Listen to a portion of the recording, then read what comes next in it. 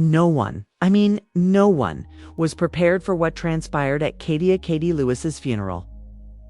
One minute you're watching Love and Hip Hop Atlanta reruns, thinking it's all spicy drama and scripted chaos.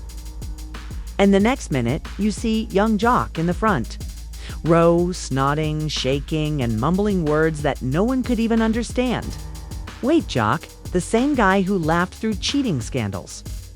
The man who called himself Mr. Swag, juggling baby mamas like mixed apes. Let's get straight to the point. Love and Hip Hop has given us scandals, breakups, flying drinks, and wigs. Snatched mid-sentence, but nothing could have prepared fans for what happened the day Khadiyah Lewis was laid to rest and, in the front row, barely keeping it together. What really happened between him and KD behind the scenes? Why are people saying his tears weren't just guilt, but exposure? Trust us, the internet went crazy the moment those tears hit the church floor. Was it grief, regret, or something deeper? And if you're wondering why Jacques, who treated KD like a side quest while playing the main storyline with multiple women, suddenly turned into a Shakespearean tragedy figure, then grab some popcorn. If you think KD Lewis was just a supporting character in Jacques' drama-filled arc, you've obviously never understood. And yes, that young Jock who once juggled for baby mamas and still managed to show up to the club in a velvet durag as though life was smooth sailing.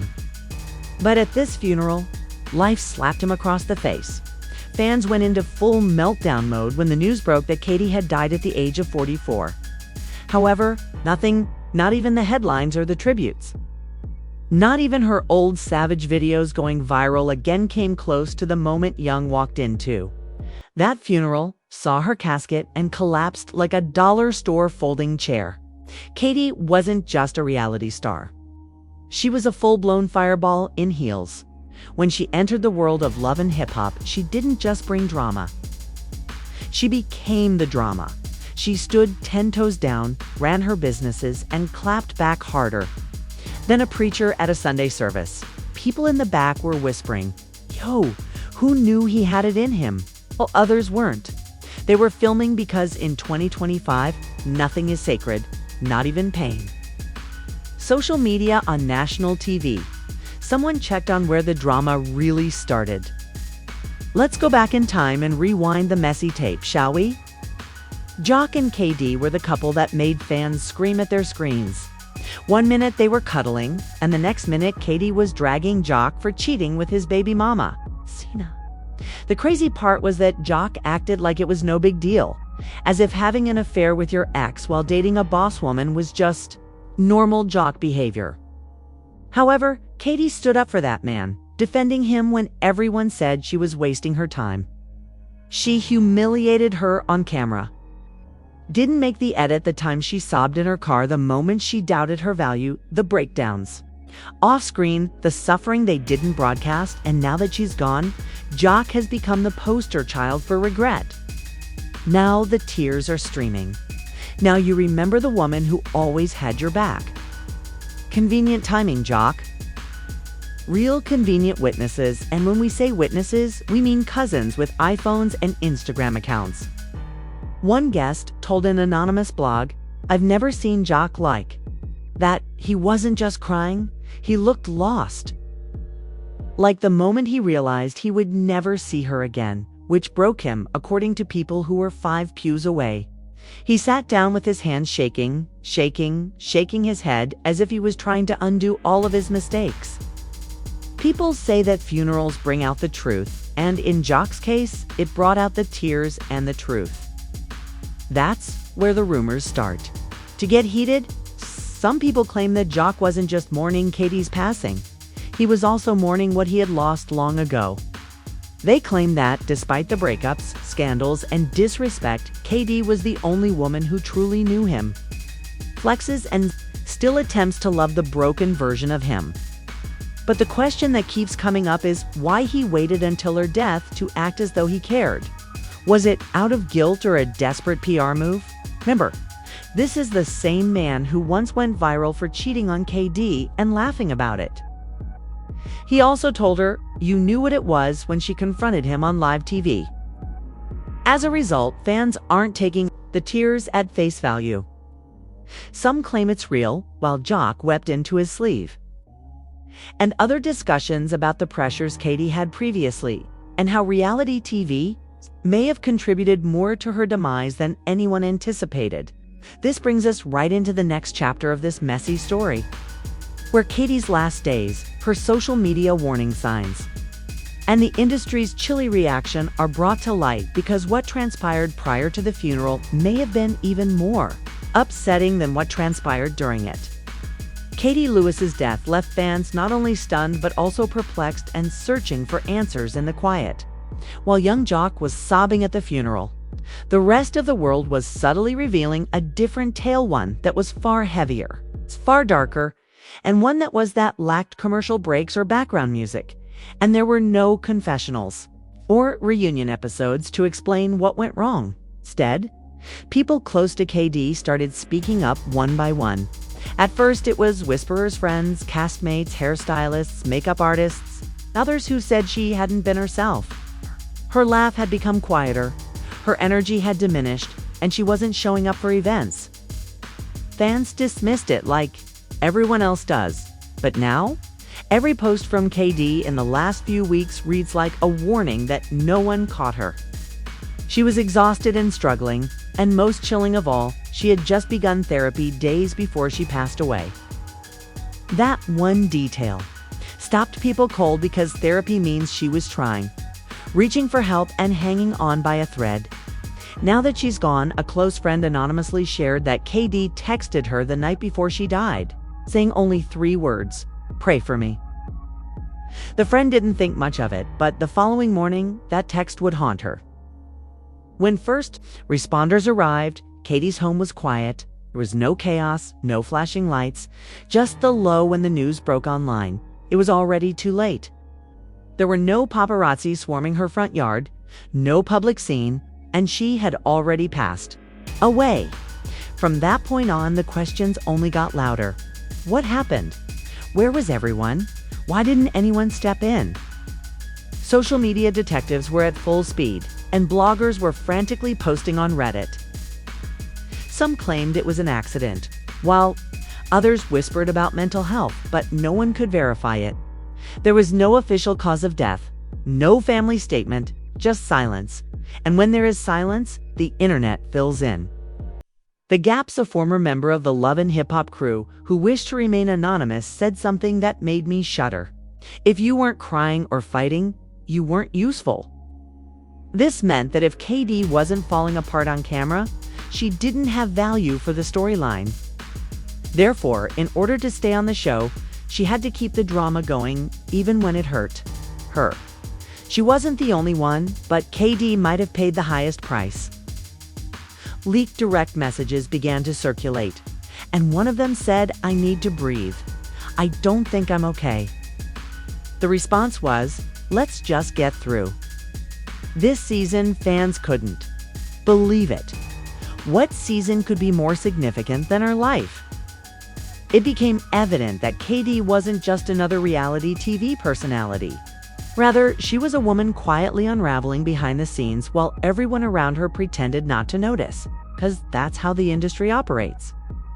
Young Jock was filming scenes, laughing on air and moving on, acting as though KD was just a chapter he had already turned. However, when she passed away, his guilt overcame him, and tears spilled from his eyes at the funeral. A tweet that went viral in the aftermath said, "Katie died trying to be strong. Jay cried while trying to look sorry." But it hit hard because it felt like the truth. Katie's closest friends knew something was wrong, but they didn't know how wrong it was.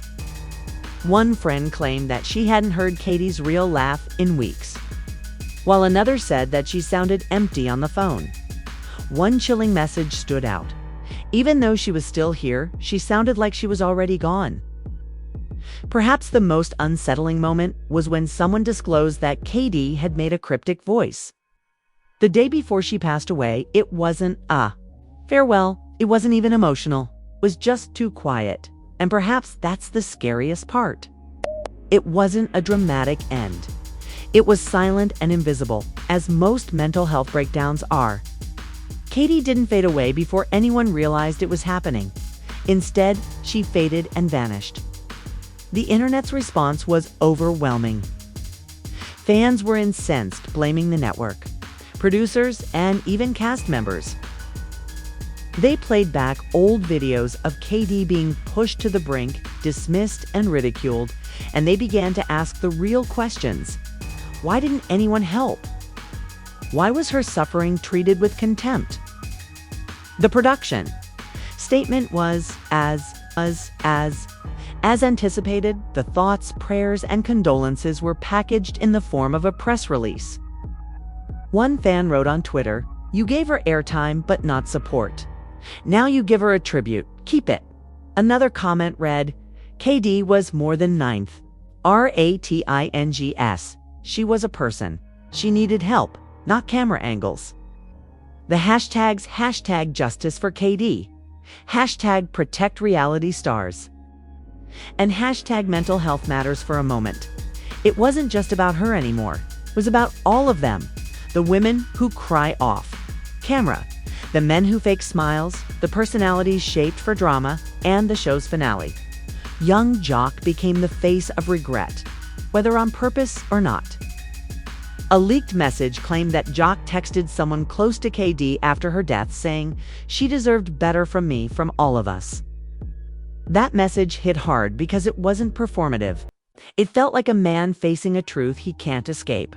However, for KD's fans, her family, and those who saw the signs, that message came too late.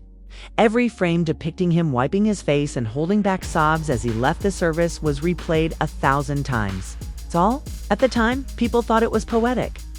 But now it reads like a eulogy that no one realized they were reading in real time. And perhaps that's what hurts the most. She died slowly, quietly, and without anyone who claimed to care noticing. This wasn't just a celebrity loss. It was a warning, a wake-up call. And if the industry doesn't listen now, KD won't be the last. So here we are. The funeral is over. The flowers have withered and the hashtags have slowed down. But the questions, they've only increased. Katie Lewis's legacy is still very much the truth, is that reality TV didn't just fail her. It ate her up, spit her out, and then had the gall to air a tribute special as if it was closure. Let's face it though, when Katie first appeared on the set of Love and Hip Hop Atlanta, she wasn't a shy, wide-eyed rookie. Rather, she was a boss who was fierce, fearless, and loud enough to ensure that no one ignored her.